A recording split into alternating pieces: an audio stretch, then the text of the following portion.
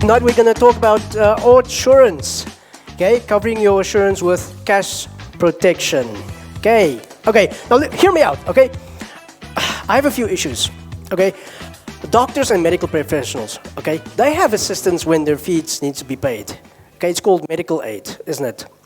Expensive people like lawyers, they have assistance when their fees need to be paid immediately. It's called things like legal aid, legal wise, etc. So my question is, annoyingly, why are expensive people like auditors and accounting officers at the back end of this row? Okay, why is there no assistance to help out these very, very pricey individuals as well with their fees when they become due and payable? Well, the solution tonight is audsurance, which is a coverage product designed to efficiently pay your external auditor and or your accounting officer. Okay, so what's the whole point? Because market-wise, in Namibia, there are just over 300,000 registered business entities in this country. Obviously ranging between closed corporations and companies, with about a 90-10 split between closed corporations and companies. But the fact is, they all must have an auditor or an accounting officer. Now, also in this country, the average annual revenue in fees from auditors and accounting officers is in the region of $3.75 billion. And another thing is, and this is where we would love to come in, is in Namibia, about 75% of businesses struggle with cash flow.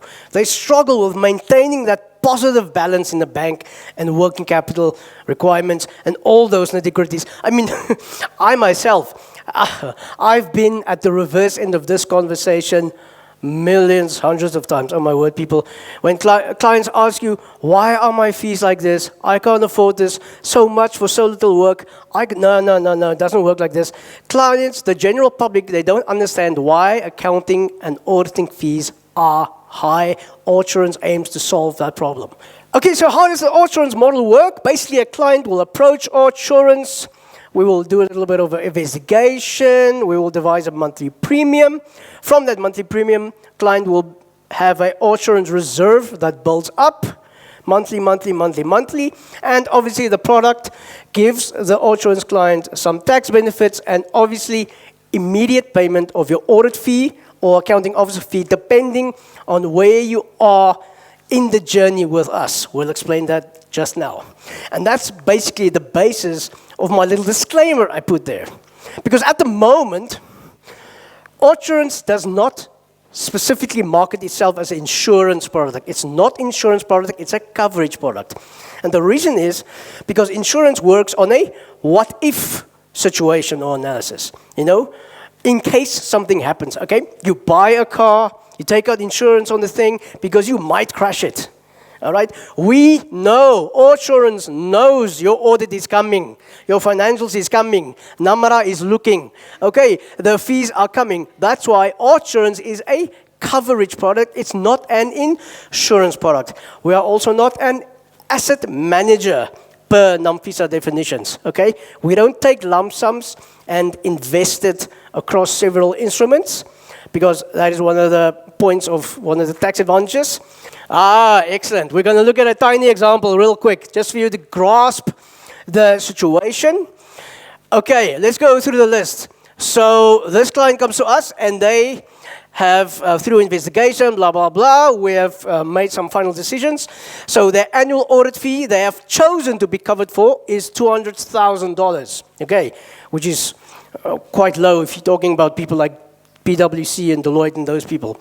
Okay, so how the premium will work is we take the amount they are covered for, want to be covered for, we divide that by 12, then we put a risk factor there, that will come from the investigation, then I just state the risk factor in NAM dollars, then the total premium billed per month will basically be the total of the risk plus the capital. Okay, so now we're basically gonna look at what happens when a client signs on and now they get audited 8 months later and not 12, because 12 is actually a perfect cycle if you want to replenish your whole fee. But now they're gonna get audited 8 months later after sign on. So next. Okay, so from the table, I just split the installment in the 3 categories I just mentioned. Obviously, you see the audsurance reserve. It accumulates via the capital portion, the 16. It's the 16, 16, 16, 16 that builds up into the audsurance reserve account. Okay, now that money gets deposited in our company-owned money market. Now, this money market is a specifically dividend-yielding instrument. Why dividends? Because I know what I'm talking about. Dividends is 100% tax-free. Okay, I want to increase your bottom line without you even paying more tax on that. And then, obviously, the accumulation of our risk factor fees, all the 2,500s, that is the second tax benefit. It is the additional tax deduction you will get on your tax calc. More deductions, less tax, the more tax-free income in our dividends, the more profits as such, but the less tax as well. And then your audsurance reserve will continue even after you claim. Still, so what happens in month 8? The audit gets done, and there is a claim of 130,000. Now that's important to remember. Okay, next, Nita. Okay, excellent. So in our example, what happened? The actual audit at the end of the day was $196,000 feed by the auditor. Okay, remember we are covered for 200,000, so they feed us 196. So our investigation at the beginning was on point. Okay, so as at month 8, they had a capital of 133,000 in their audsurance reserve. This is important. This is why it's important to see where in the journey you are with us. So in month 8, they had that. So what did this client do? They chose to claim with us around 130,000. So instead of having to cough out $196,000 for the auditors, they only had to contribute a tiny $65,000. And then the tax deduction, quickly explain. So you'll get an audsurance tax deduction, which is obviously a taxable thing, because we have to declare that income on our side. It's an expense for you. So that is our total premiums times 12. It's the 19 way at the beginning times 12. Then you also get your audit fee expense deduction on your tax calc, which is your 196.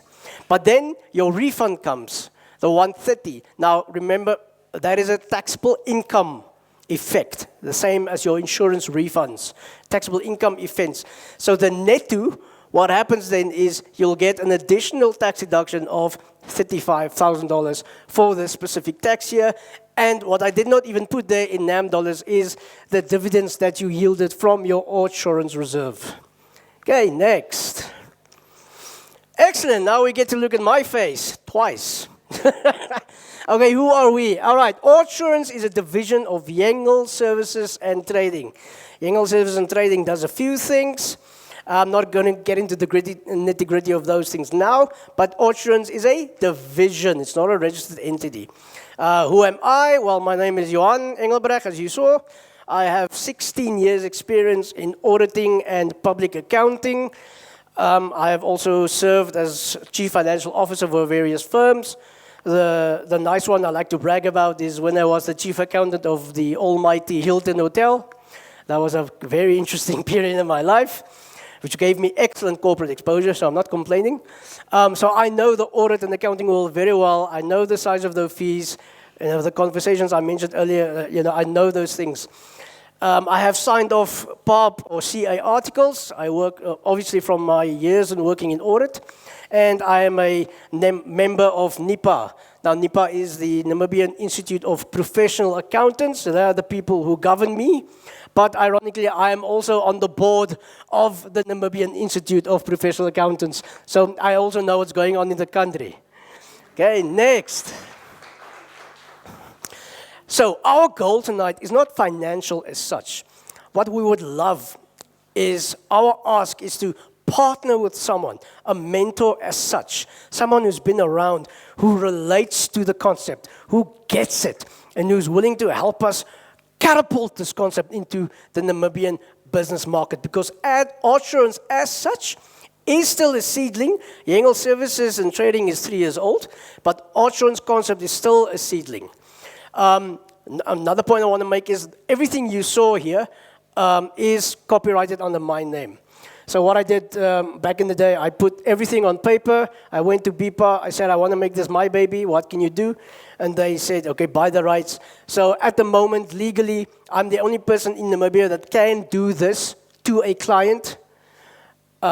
And my certificate specifically said if anyone else wants to copy this, they will commercially be exploiting that right, and then I can take them on. So that's just a little bit of a side note. Great pitch, an accountant myself. I think the question that I have, obviously, is how are we making money? So how are you making the money out of this model? Yes.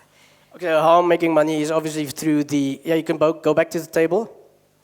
The risk premiums there is all mine. And also and also, but it's a good question. So it depends on what the client also does with his claims and what. So any excess dividends, obviously, the company will keep after the pro rata payouts. So what will happen is every client financial year end, I will give them back the dividends due relative to what their balance is in the reserve at the moment in the overall money market. And then, but the percentage, the risk percentage we had now of 15%, you know, it can tend to be low-ish. It can be high. It depends on the situation. I mean, if you get a client and they ignore the audit report and the findings and the opening balances and bring forward stuff, and they just get the thing thrown in the shelf and they go on. Next year the audit comes, same slip. So what's going to do? The audit is going to take twice as time. So again, so that I might increase this thing to like 25%. So it all depends. It really all depends. But you know, I personally believe I wouldn't be doing this if I'm going to make breadcrumbs at the end of the day. Okay, just one last question. Yeah. So in the example that you had on, there was this one, yes. So what happens if the amount to be covered has been underestimated? Who covers the excess? Client. The client. Yeah, okay. Sorry, insurance product. They want to be covered for 200,000. Now Deloitte whacks them with a 300,000 fee. It's not my problem. Okay. But I'll give you what you've accumulated. Okay. I'm an accountant myself. Nice. You see, so yeah, I would want to know what's the advantages of me keeping my money in an investment compared to giving it to? What are the value propositions that you'll give that should make me to keep my money with you instead of keeping it in an investment? Investment. Well, this serves a totally different purpose. The point here is totally to buffer cash flow in order to pay your auditor. Okay, if you want to invest solely for return on investment, you go to Capricorn Asset Management or you go to PSG or somewhere like that. But this is the typical, and this thing was born out of my own frustration, you know, because my debtors and my boss's debtors looked terrible because I don't know why, but people in the street can't pay these things. You know, and so this is the typical guy where your cash flow is here, but your firm is so huge, your audit fee is always there. So you might get issued with a 300,000 audit fee by Deloitte, but you only have 100K in the bank, but they want their money in 30 days. So what are you going to do? So that is the typical client which I'm going for. Same with closed corporations. Whew. You know, those clients have given me gray hair over the few years because you charge, it's not as big as the big four, but you know, you can go between 15 to 25,000 for a decent set of financial statements and tax submissions and tax work. And then it's like 25K, but they want to pay it off 2,000 a month. I'm like, check man, you know, it's not even that big, you know, and then that is the struggles that we sit with. So those people, they're welcome here. Farmers, a lot of tax work. Now, do they ever have money? Some might. Yes. So does that answer your question? Partially. The point is, if you want to invest and make money, you go to him. Yeah, but now let's say I keep it in a money market fund which only yields interest for the sake of my audit fees. Yeah. You see, so now, okay, maybe I'm just picking your brain around that, you see. I understand, but this thing specifically, this instrument doesn't yield interest because interest you'll get double taxed in your company on it because you get deducted 10% withholding tax and you need to declare interest as a taxable income. With individuals, you just get deducted the 10% withholding tax and then you can put it out of the tax calc. You don't have to include it again. Now dividends is 100% tax free. So any client can get even a little bit extra, and it's 100% tax free. That's the whole point. Okay. So I don't want to touch dividends because for companies and CCs, it is taxed twice via the withholding tax and obviously it's a taxable income. Okay. Case in point. Do you have an active market or you have a specific target market? And yeah, I believe that's all the questions I have. Oh, and also the amount of capital you have and why are you having this initiative? Because the thing is you already an established accountant, basically you're doing the same thing but just different. Yeah, just different. Okay. Answer your question is it's a type of you only live once type of scenario, type of thing because the market is your average SME basically because at the end of the day I'm not stupid. I know there are people there with money. You know, people like Bank Windhoek won't really go for this because they have billions in the bank constantly. What do they care what PwC charges them? You know, I work on those audits, so I see those invoices and I see how easily they get paid. And so that's the target market is basically the size of customer I cater for at the moment and the size of PTY and the PTYs I've worked with. You know, my second step later on will be, like I said, this is still a seedling. I'm testing the market now. My second step later on will be reaching out to physical auditors, who I obviously I know many of them. You know, who I'll say, don't you want to flush this between your clients? And with regard to the startup capital, I haven't pushed hundreds of thousands into this. The most money I've spent to date is an ad on Cosmos, and currently I'm paying a guy to push the social media pages. So there's an audsurance page on Facebook and LinkedIn, and I'm paying a guy to push it. So you know, he's got me 100 likes in a week. So you know, but no, that's also so. Let's say it fails hypothetically. You know, today in a year nothing happens, life goes on. I wouldn't feel bad because I didn't push millions of my inheritance into this or whatever. That's why my ask is very specifically, it's not financial per se. I would love a keen, like-minded business person who gets this. And let's say, you know, I flip and get this. Oh my word, I get this. Let's push it. Let me help you here. Yeah. Yes. Who was first? Here. Yes. In the beginning, you've highlighted that accounting is, you know, as matured as